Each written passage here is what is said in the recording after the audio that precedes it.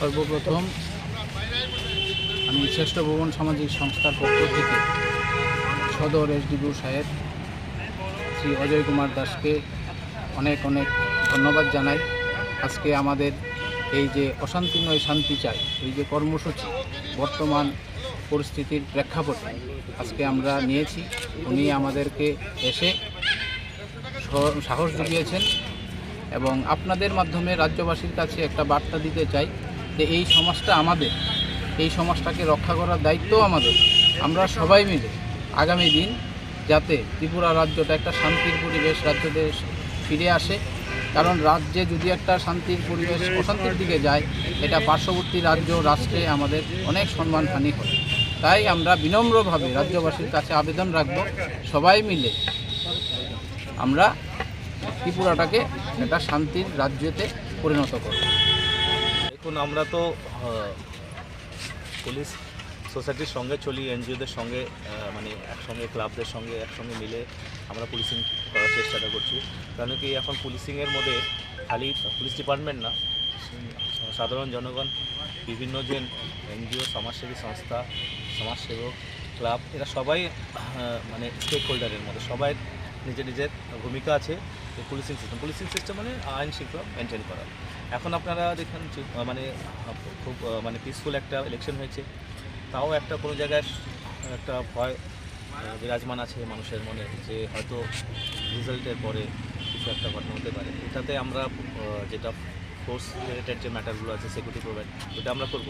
কিন্তু তাছাড়া পাবলিক আর পলিটিক্যাল পার্টিদের সচেতন হওয়া দরকার আছে।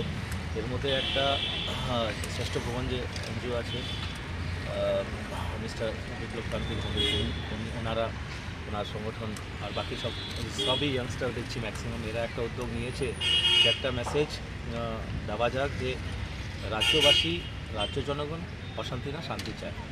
তো এরকম একটা উদ্যোগ, মহৎ উদ্যোগের মধ্যে আমি মানে ভাগিদার হয়ে খুবই সন্তুষ্ট আর গর্ববোধ করছি। তাছাড়া আমি ভাবছি যে এই যে আজকে যে পিসের যে প্রতীক, শান্তির প্রতীক, যে পায়রা, সাদা পায়রা ছেড়ে একটা যে মেসেজ দেওয়ার চেষ্টা করেছে যে যারাই অশান্তি করতে চাইছে তাদের তো আমরা নিজেদের পুলিশ হিসাবে একটা অ্যাকশন নেব। তাছাড়া একটা